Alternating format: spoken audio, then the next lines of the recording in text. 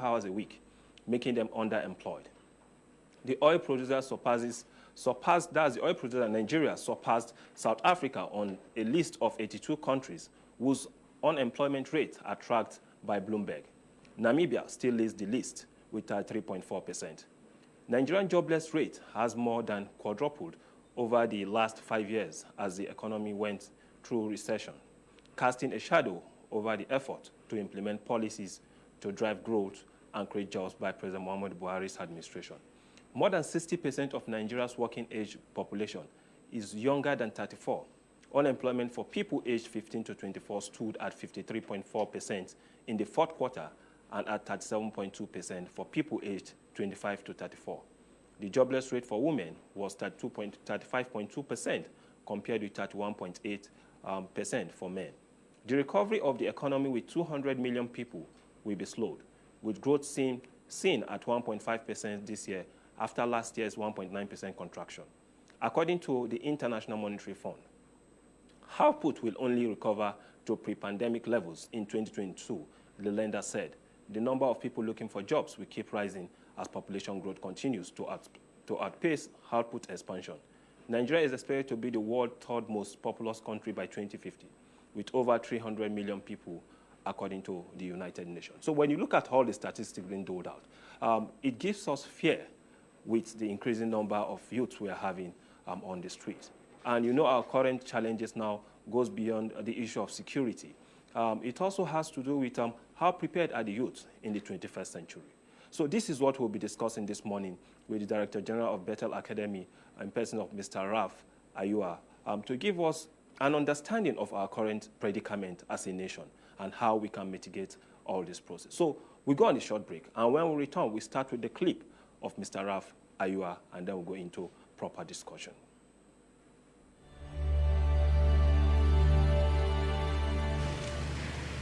Mr. President, last Saturday, the country which I have the honor to represent, the Federation of Nigeria, became independent and assumed the rights and the responsibilities of a sovereign state.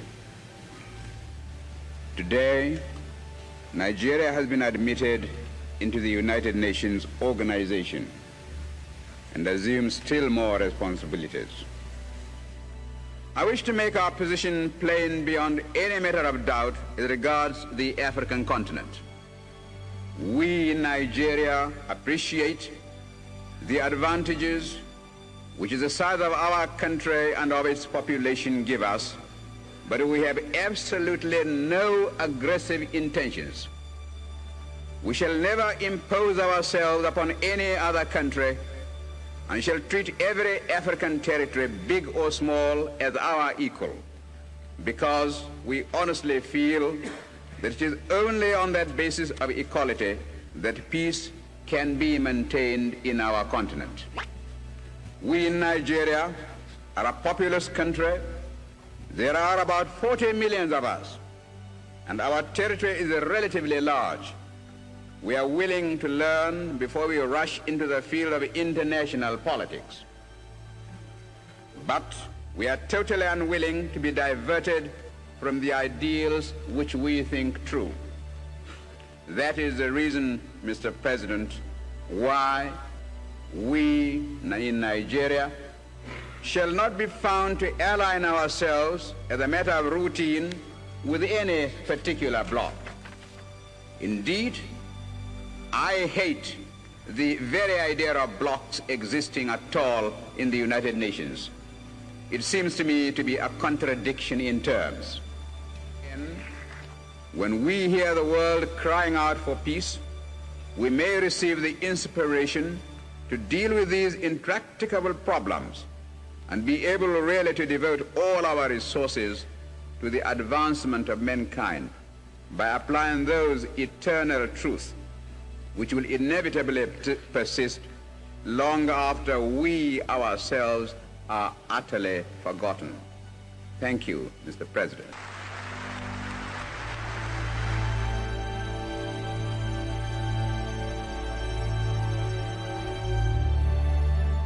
There are over 200 million Nigerians, and it's from the statistics is that 60% of those Nigerians are youth. 60%.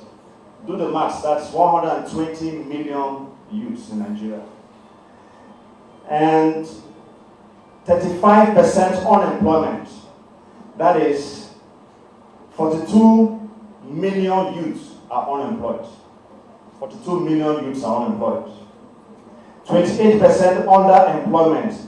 28% of the youth that have gotten jobs that does not match their skills. And that's what Mrs. Henry was talking about, a PhD holder who I think I read drivers. Okay, welcome back. I'm just from that short break, and you've listened to the clip being delivered by Mr. Raf Ayua. Mr. Raf Ayua is the Director General, Bethel Workers Training Institute. Mr. Raf, good morning and welcome to the program. Good morning, sir. I was just listening on Saturday when you were delivering this speech, and I was like moved, looking at our current predicament faced with challenges of insecurity. Definitely you can correlate that with the rate of unemployment. When you look at all this happening, what is your fate for Nigerian youth? The Nigerian youth, we have to drastically change the way they look at situations. And it's not a normal thinking pattern that will help the Nigerian youths because of the terrain they have found themselves. And that is why I have been trying to pass a message to them that they have to stop looking for a job and become very creative. Because the environment is not enabling. It's not a normal situation where you can easily find help. So it's a situation where those with a victim mindset may not find a way out. They have to really become very proactive and begin to look for how they can find solutions where they are now. So like the occasion that both of us met, I made it very clear that the jobs are not even available. So if you're going around dropping your CVs, what's the hope that you will even eventually get a job? And that means that the old way of thinking where our parents would drum it in us that, you have to get good grades so you can get a good job and so you can get a good pension. I think those days are over. Things have really changed. This is the time for the thinking of our youth they should start thinking exponentially. Start thinking about how they can be more creative. Like I said, these are the best of times and these are the worst of times. And most of the young people are privileged with the internet, the digital age now, to be very creative. For example, look at YouTube. 2 people created YouTube with their credit card. And the next year, they sold it to Google for $1.6 billion. So that is how the world has a lot to offer, but it depends on how you're thinking. If those 2 guys who created YouTube were busy looking for jobs, there would be no YouTube today. But they went within themselves. The same thing that happened with, look at WhatsApp. WhatsApp were seeking jobs with Facebook, and they were rejected, didn't get jobs. So they decided to look within, and they created WhatsApp. 2 years' time, they sold that very WhatsApp to the people they were seeking job from for $16 billion. So the thinking of our youths needs to change because the jobs are not even available. The universities, every year, about 2 million students, universities and polytechnics, admit over 2 million students. And then every year, they're churning out over 600,000 graduates. And the jobs are not available. The jobs are so few. So we really have to become more creative. And that's the message to our youths. They have to really look within and become more creative because many of them are very creative. I'm telling you, most of them are not tapping their potentials. And the only reason why they're not tapping their potentials is because of where they are focused on. Because what you focus on, that is what magnifies in your life. And that is where your whole strength goes to. So if all you're doing is looking for a job, then your whole strength and your whole creativity gravitates towards there. And you can never see what is within you. So I think our youth need to begin to look within and begin to create. We need more of them to come up with the YouTubes, with the Instagrams, and many more ideas, softwares. This is a digital age. And if they begin to look within, I can tell you many ideas. It will amaze you that Silicon Valley, almost every day, they're employing Nigerians. because they know that the brain is here. If you see the way Nigerians are prospering out of this country, we are very creative. But you see, that creativity will be straitjacket if your focus is just for looking for a job. But if everyone, the young ones, can begin to say, you know what, yeah, I may have graduated as a doctor, as an engineer, but what can I do? What practically can I do to solve the problems in Nigeria? Because the problems are enormous. And business actually is, the ideas for business are the problems you see around you. Those are the business ideas. But then, if you look at it, people still ask this question, that at what point did we really get into all this mess of having a youthful population that is, it is increasing at an alarming rate, and then we know in the past people used to get job. In short, after every graduation ceremony, you see companies going to school. You have about 6 companies seeking for one person to serve with them. So what really happened? What happened in the past, and what are we really facing presently? Yeah, I remember when my dad told me the story of when he was a student. He made it very clear that why, before they even graduated, companies came picking them for jobs. They had jobs before they graduated. That's the times of my dad. But I will just be straight with you. Corruption is the reason why we're in this mess. That's the honest truth. Corruption destroys everything. If things were done normally in this country, I'm telling you, the potential of Nigeria would have been greater than this, would have been greater than Dubai. But the reason why we're suffering joblessness and we have degenerated to this level is nothing but corruption. That's the honest truth. And it will keep getting worse until this disease called corruption is addressed. So now, could that be the major reason why we are still having private investors not really coming into the country? Or otherwise, what we see is for them to come and pick our youths that are doing well to like Saudi Arabia, the United Kingdom, Canada, Australia. That's what I was saying. Enabling environment. It's not even an enabling environment for the private investors, not to talk about those within the country.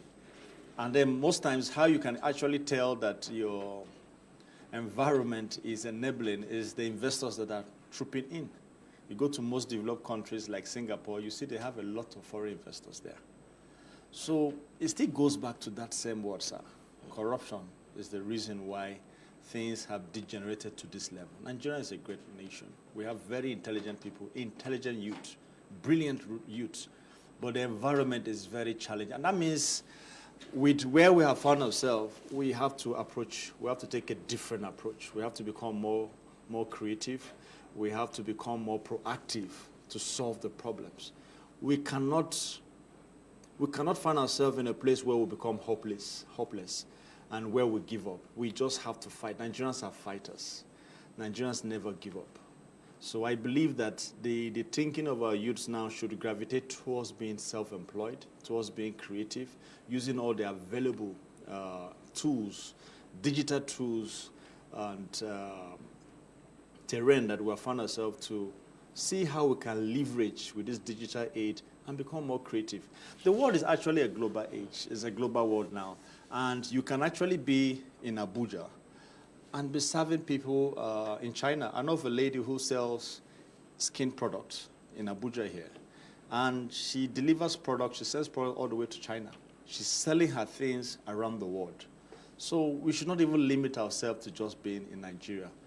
The internet space, it's so massive that if our youth can begin to use it creatively, not with the 419 and the Yahoo that is going on, but if they can sit down, there are so many ideas, so many businesses that are legal online that they can make a living from their homes without trooping out and looking for jobs up and down, because the jobs are very few. Okay. Now, and then you still reminds me of what is happening just beyond the formal sector. Now, when you look at the informal sector, for instance, and where you have issues of skilled job, for instance, you are doing, what are they calling it? Maybe a carpenter trying to make sure you make a very good furniture, or maybe you are into this metal industry where you do welding and the rest of it, like the Ajaokuta Kaduna Kano gas pipeline. These are skilled jobs. Not necessarily things you learn from the university. You can go on the street, you learn some of these things. All you have to do is to go for professional training. But it seems this youth we are having now are not really also concentrating on the issue of skill acquisition. What is your take on this? I think their focus is actually on skills that are marketable. Okay. You know, maybe for their own thinking, most of these skills are not so marketable for them. That is why it's not attractive to them.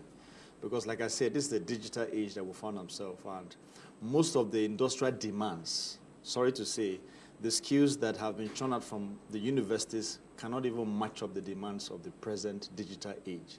So, for example, I run several businesses, and most of the skills that I'm using to manage my businesses were not learned in school. I had to self-develop myself to be able to manage these businesses. Okay, sorry, before you complete that, let us take this clip when you were talking about the Nigerian education during the program we had on Saturday.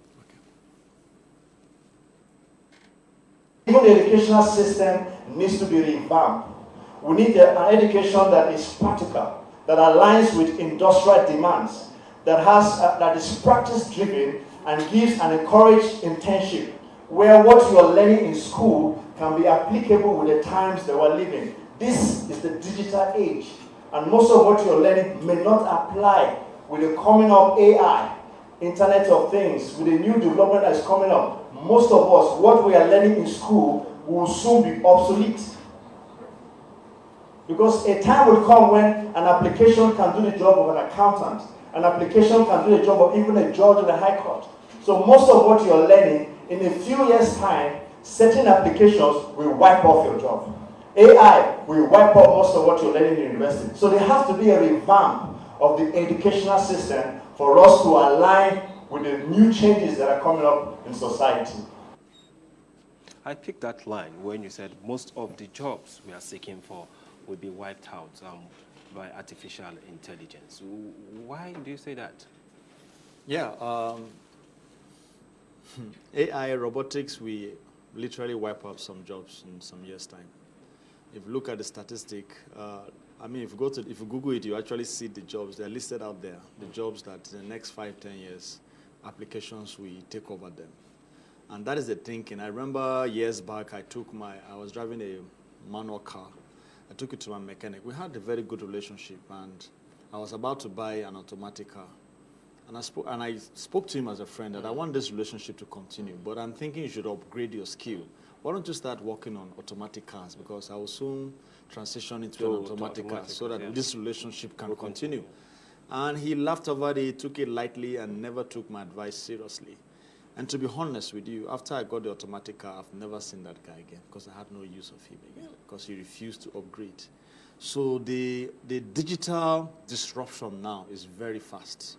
I mean, look at your phones. You have a phone now. By next year, it's outdated. The disruption, the way things are being updated, the new technologies are coming so fast. So if you are boasting of a skill that you have, how are you sure that in the next 2 years that skill will still be marketable in the marketplace? Because if you look at cost effectiveness, most businesses would rather have an application that can do 10 people's job than to be paying 10 people 50,000 naira a month. And that's where AI and robotics come. Even look at even cars. I mean, most of the cars are going to be automated in some years' time. So jobs like drivers, most of these little jobs will be obsolete, sorry to say, in some years to come. So everybody needs to be personally upgrading themselves to be able to meet up with the new demands that are coming. Things are happening so fast, the digital disruption is so fast that most of the jobs that we have now will be obsolete in some years' time. So it behoves that we really need to become very advanced in the way we are thinking. We need to apply what I call the exponential way of thinking because most of the technologies are exponential. They're so fast and they accelerate things so fast that in years' time, many people will rather have a robot or have an AI application that can solve many of their problems.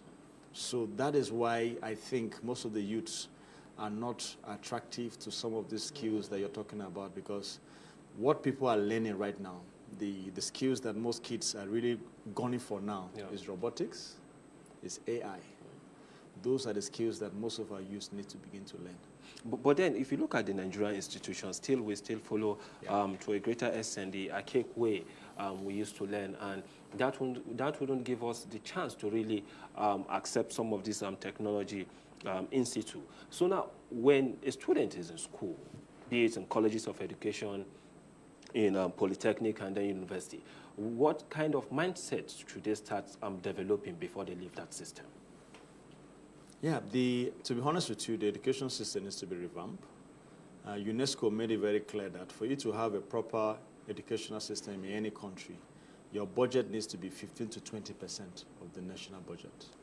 Now, if you look at last year's budget for the education, it was 5%. This year's budget is 4%. It's not even close to the recommendation of UNESCO. So you can just see why the ASU strike and how dilapidated the institutions are. Because the kind of educations that we actually equip our youth to have the skills that will meet the demand of the digital age, it needs to, they need a lot of revamping to do with the education system, and the resources is not enough. So we're talking about a recommendation of 15 to 20%, and this year's budget is 4%. How will they get the resources, for example, to equip them in robotics and AI? Because, like I said, it takes money to get these equipments, to get these softwares, to get all that it needs to equip our youth to be able to meet up with the present digital age demands.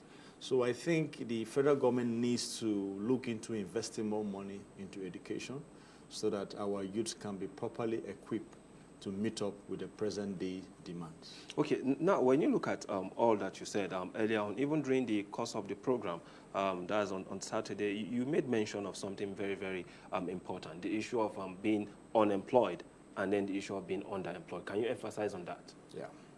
So most of the youths who have graduated from school, for example, they are doctors, they read professional courses, but yet they can't get a job. So most of them now have become Uber drivers, and they've gotten jobs that are below their skills. That's what it means by underemployment. So they're doing jobs that don't really match up with all the years that they have spent trying to get these these courses that they have been able to get. So the rate of underemployment, as we discussed, was 29%. Yes, yes. So if you look at how many people who are professionals but yet have not found room to bring out and execute what they have learned in school, it's really disheartening, because over a time, that skill that you've gotten will actually be of no effect, because what you're not using, you will lose. If you tie your arm and you're not using that arm, eventually you're going to lose that arm. So if you're a doctor, a pharmacist, and you've gotten all this course, over years, it becomes useless. The education becomes useless. And that is where, so 29% of 120 million, do the maths. A lot of people are not doing what they have acquired in school, and that is really not good. Earlier on, you mentioned the Nigerian government putting more than, or trying as much as possible, they should increase their percentage of spending in terms of the educational sector. Now, when you look at that same sector, the education, and then you look at the labor force itself, definitely the government needs to do more in that regard. So now, when you push forward, especially at this point when we are talking about leadership in a country, getting it right, putting up all the infrastructures in place for better governance, what will you tell the politicians and who are responsible for putting up all these policies? To be honest, we need more politicians that really have empathy, because most times when we were in the election year, people are campaigning, they make, Nigerians, the system does not actually hold our politicians accountable. People easily get away with their promises.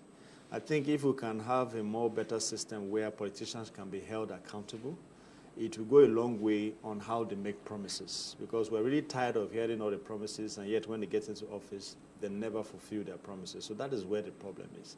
If our politicians know that every promise that they make, they'll be held accountable, then they'll be more serious with what they even promised in the first place. But they flippantly just make promises, and at the end of the day, they don't fulfill their promises. So that is where the problem is. But we really need politicians who have empathy and who are in touch with what the people are really going through. Because most times it's just like people are up there and they don't even have an understanding of what the youths are going through. And until they have that understanding, they will not be able to solve the problem. Okay. So that is, I think there's a lacuna, there's a gap between the leaders and those who are really in the society. If they can close that gap to really understand what the youths are going through, it's really terrible what the youths are going through. Okay. I pray that in this coming election we should have leaders who have more empathy with what the people that they are called to serve are really, really going through, so they can sacrifice. Leadership is about sacrifice. It's not where you go and build your empire. You go there to serve people. You go into business to make money. You don't go into politics to make money. You go into politics to serve the people. The people are looking up to you. You're the only hope that the people have, that you can better their lives. So I believe we need more politicians who really have empathy and create an enabling environment. I find it very strange that most of our politicians travel out of the country. They go to Dubai, and they see what developed nations are doing for their citizens. And they actually go there for holidays and have good times there. Why can't they replicate that same goodness that they've seen out there? Bring it back home. That's why many youths are leaving this nation. Go to the airport and see how they're just leaving almost every day. They're running out of this nation. This is the only nations that we have. This is our only country. So I really pray that in these coming elections that the youths also have woken up, and I believe that they'll be very instrumental to elect those people who really understand what they are going through. I believe there's an awakening in our youths. And so they too are very intentional in this coming election to ensure that they elect leaders who can understand their plight and come in and solve their problems. Okay. Thank you, that's Raf. You are the Director General of Bethel and Workers Training Institute, discussing with us the case of Nigerian youth and then the rising unemployment in the country. So what we do now is for us to go for a very short break, and our expectation when we return definitely will have to do with you listening at home through the radio or your TV set for you to join the conversation. So we'll put up the phone number when we return from this break.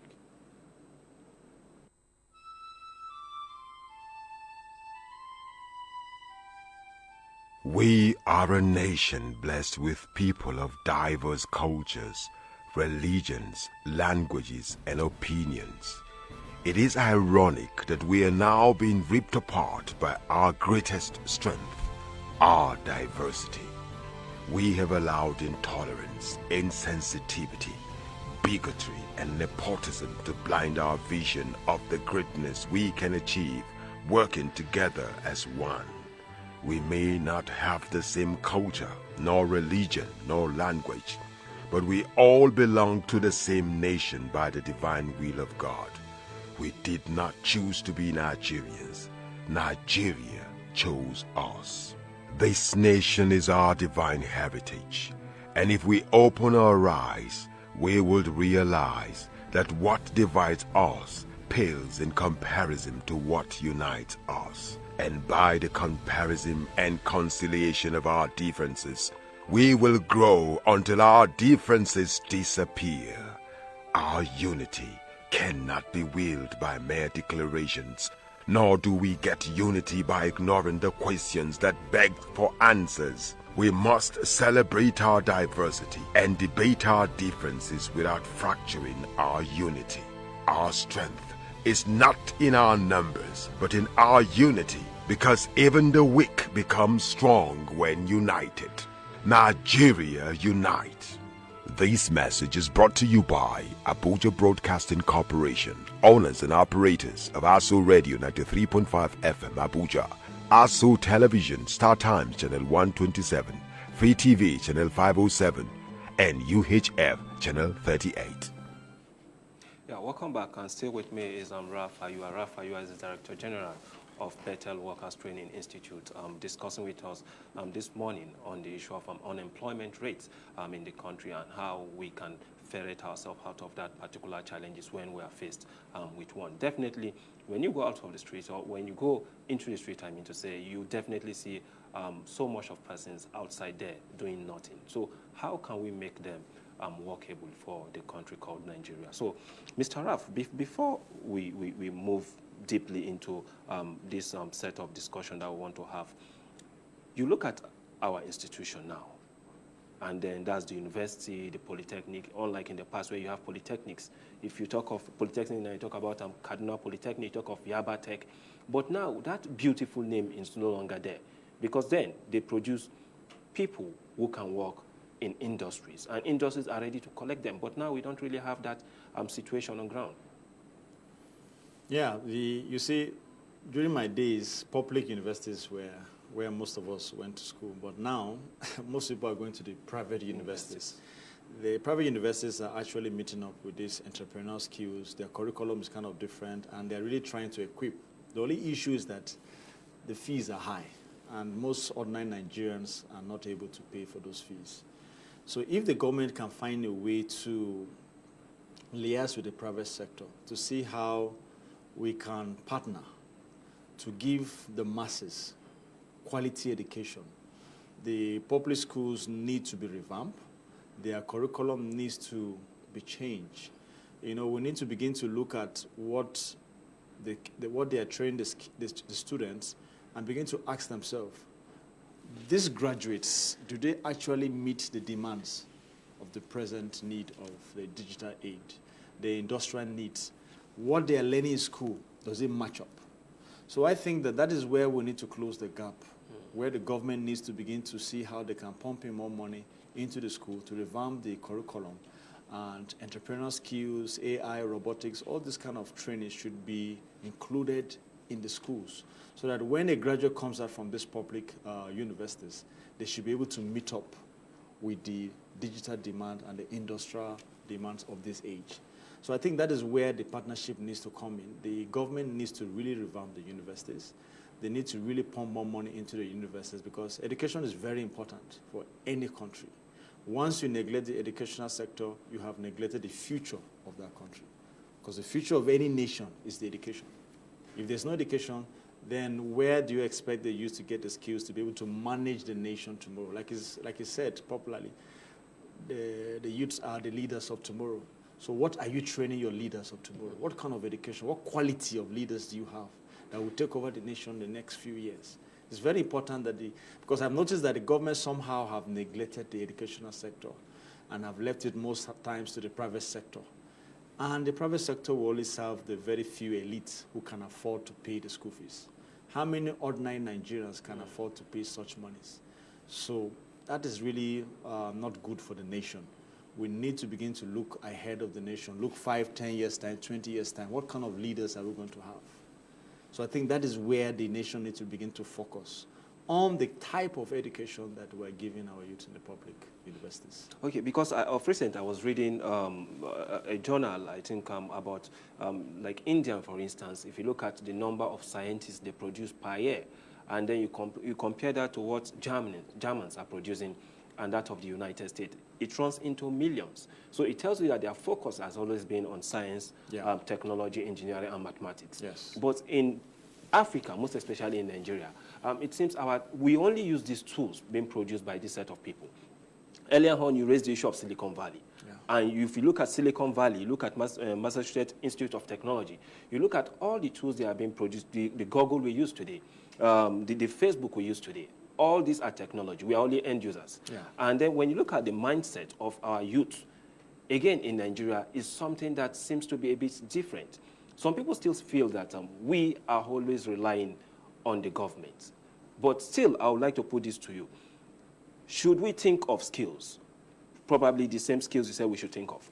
If we think of it, how do we get ourselves to be trained when the finance is not there to even get the training?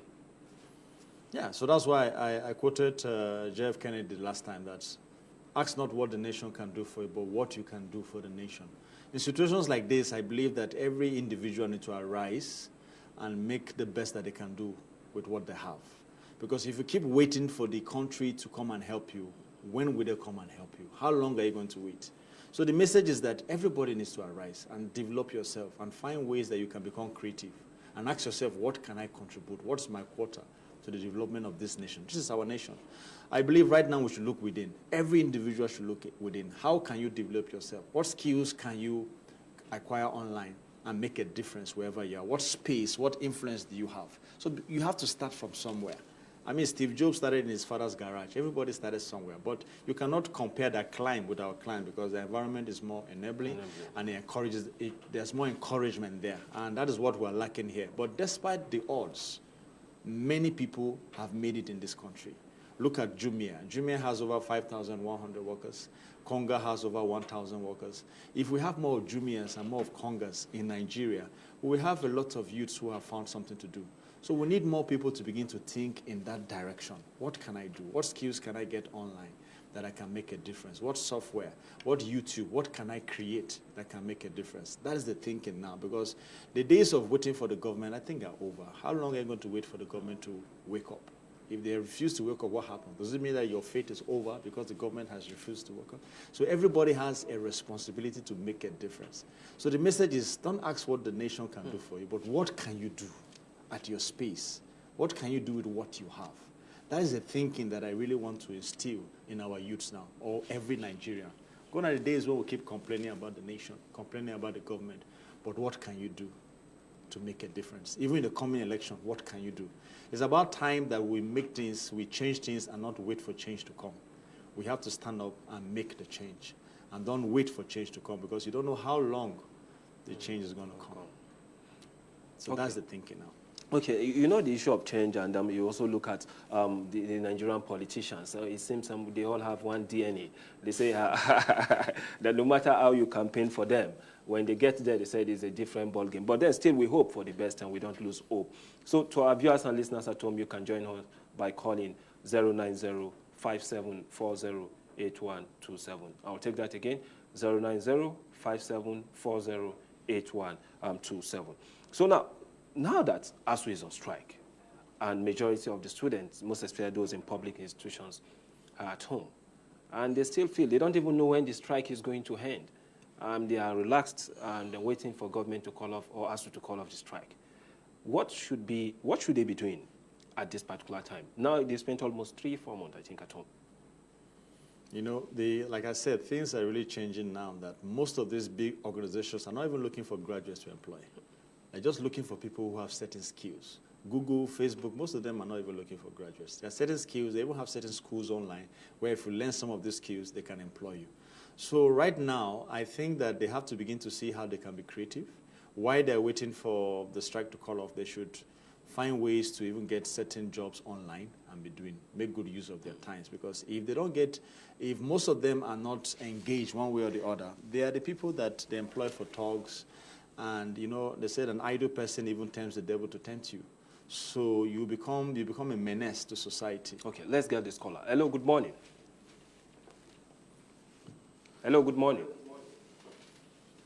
Okay, it seems we lost the call. You can still call us back. The number to call is 090-5740-8127. You call stating your name, your location, and go ahead with your submission or question you need to ask Mr. Raf. So you are still on that point, please. Yeah, so most of these big organizations are not actually looking for graduate per se, but there are certain set of skills they're looking for. And most of these skills can be acquired online. And most times the training are not that expensive and are free. So I know of a lady who has a company, and she has people who are working at different parts of the nation. And they just work at a certain time because they're like sales rep. And most of them are not graduates. They just have certain skills, online skills, and they work. So I believe that they shouldn't waste the opportunity, and they shouldn't just become hopeless, that because I'm not a graduate, so my life is useless. Most of the billionaires, they drop out from school. So I don't want us to box ourselves with that thinking that until I have a degree before I can have a meaningful life. Before the degree comes, you can have a meaningful life. And your life may even become so meaningful that you may no need for you to even go back to do your degree, per se, if that's the situation you find yourself. So most of the billionaires we have are not even graduates. All I'm trying to say, I'm not saying that school is not important, but I'm trying to pass a message that you can do a lot with all the tools that are available for us right now. We need to become proactive and not reactive. Most times we're just reactive. Once they're on strike, you just go home. You're just reactive with what is happening around you, with what the nation has to give you. But when you become proactive, you're thinking ahead. You're looking at how you can contribute, how you can make a difference. You're focused on what you can change. Because when you're focused on what you cannot change, that is where misery, depression comes in. You can't determine when ASU is going to come back. You can't. It's beyond you. Nobody can determine that. But you can determine your own personal destiny. So people who are proactive, they focus on what they can change. So what can you change as an individual? What do you have power to change? Everybody, you have power over your life. You don't have power over the leader. Nobody can tell whether the next leader of Nigeria is going to create an enabling environment or not. But you can create an enabling environment for your destiny. So I want us to begin to focus on what you can change and stop focusing on what you cannot change. So that is the mindset that we need to have. What can you change? What difference can you make? Because the longer you focus on what you cannot change, like focus on the government of Nigeria, focus on what the government can do, you have no power over that. Most times you just pray that a good leader comes and do that. But what you can change is your time. What do you do with your time? How productive are you? How valuable do you use your time? Are you using your time educating yourself, or are you using your time watching reels and watching programs, pornography that has no meaning to your life? What are you doing with your time? Are you improving yourself on a daily basis? Those are things that you have control over. But for the nation, you don't have control over what comes up. We're just hopeful that we can get a great leader. But what happens if we don't get a great leader? Does it mean that your life is over? But now, if you look at all this gory picture and you look at the set of persons we are training now, and you look at our institutions in general, you talk of corruption earlier on, and it also goes beyond the issue of government. We've seen situations where youth are so much engaged with corrupt activities on social media and the rest of it like that. So if we are to change this social kind of thinking, and then we try as much as possible to imbibe better knowledge that can help us in the future. Beyond ICT, which is also taking a great chunk of the youth that are unemployed, and then agriculture, what other sector do you think the Nigerian youth should be focusing for the future? I think they should also, they should go into politics also. We need them into politics. Actually, that's a very strange one. Yeah, we need them into politics because most of them are very intelligent and they have an understanding of what is happening around them. So we need more of them because if you look at the caliber of people we have in politics, we have more, the generation that's in politics are more of the older generation. So we need more fresh blood into the political system. So I think we need more youths who, but they should go into politics with the right mindset. Because most times people look at politics as where to go and amass wealth. But we should look at politics as a place where you can go and make a difference for your people. So I think we need more people who are ready to sacrifice for the nation. We need more youths to focus in that area. Okay. Okay, now, for instance, if you check some of these schools we are having in Nigeria, and I think I was fortunate, I attended that's Ahmad Bello University's area, and I remember that at a point, what they were doing was to introduce a course known as entrepreneurship. And entrepreneurship, you go there, you study, you learn a particular skill, and then you come out, you don't have to wait for government job. Yeah. We've seen graduates who are tailors today. Yeah. And then from tailoring, you now enter into the formal sector. I've seen graduates who actually learn tailoring, just the normal tailoring. And then from there, they gain that skill, they enter into Nigerian Customs Service to render service to people. So when you look at this hopeful situation, and then you look at your own story, what can you pick, merge it together by closing that gap, as in merge your story with the story of other persons, and then try as much to reflect it back to the society in Nigeria? So I didn't get that question very well. Reflecting your own story back to the society. Okay. What were the challenges you faced? Okay. So like, for example, I was a civil servant for 10 years. I worked for the government for 10 years, but I resigned because I felt that my creativity was not finding expression at the work. And I looked at, because I'm somebody that always looked ahead, I looked at 10 years ahead, and I felt I can make more difference out there, which I am doing right now. So I think that the quality of education is actually a challenge. Like you said, it was introduced in Ahmadu Bello University, entrepreneurship. So the curriculum and the way our youths are being trained in school, they need to apply more. It should be more practice-driven, not more of theory, but more of practice. It should be practice-driven, and they should have more of internship. So that maybe you do a course for 1 year, 2 years, and then you go out there for internship and see the terrain and see how it aligns with what you're doing in the classroom. Then you come back to the classroom. So before you actually graduate, you can have a feel of what the society and the industry demands and add up with what you're learning in school. I believe that when you graduate with such a course where it is practice-driven and there's opportunity for internship, you actually come out there and you know what to expect. But right now we have situations where people are in school and mostly it's just theory. And then when you come out there, you're so disappointed because during the interview, you just discovered that your skills does not even match up with what the industry is demanding. So I think that we need more creative youths, we need more entrepreneurs, we need more employers, and we need more focus on how we can produce jobs than those who are looking for jobs. The era of waiting for pension, waiting for a gold watch when you retire, I believe that era is gone. And based on the digital disruption that we're having right now, like I said, most of the skills that we're learning in school, that we're spending how many years paying so much money, in few years' time, those skills will not be required. So we need our youths to really come out there and be very creative and be upgrading themselves on a continuous level. As you're upgrading, most times, most of us know your gadget there, you're always upgrading your the software is always upgrading. So I believe that as you're upgrading your gadget, you're upgrading your education and upgrading your skills, because most of the skills that we have right now, in a very short while, they'll be obsolete. People have complained about the nature of women we have in Nigeria. And if you look at the last, before the Senate went on a recess, they had this issue of gender equity bill or gender equality, because some women don't want you to call it gender equality, they want you to call it gender equity bill. The women seems to be more affected with the economic situation in Nigeria, most especially the young girls on the street. What will be your final advice to these ladies on the street? I think the females and the male, they are both affected negatively. I think everyone is really feeling the brunt of what's happening.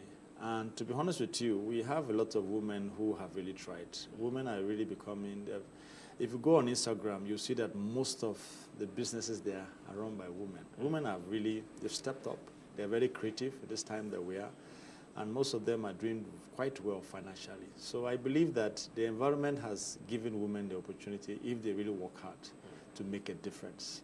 So for those on the street, it's because they have chosen to be on the street. But if a woman really decides to make a difference, I believe that nothing can stop them from making a difference. Because if you go online, lots of women are doing great things out there.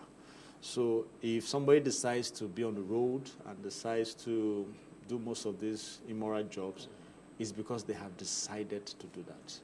But if a woman decides to pay the price and to really make a difference and to come up with great businesses that can solve problems, I believe that the restrictions are minimal.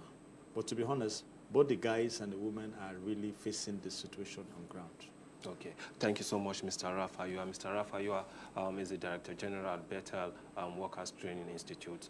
And he has been discussing issues with regards to the issue of unemployment in Nigeria, taking it from all angles, from the institutions down to what we are having or what we are facing on the street presently. So it's very important that we take our inspiration from what he has said this morning. Don't wait for the government. Be part of those who can create an environment for the future of Nigeria. Thank you so much today. My name is Issa Nu. Stay blessed and God bless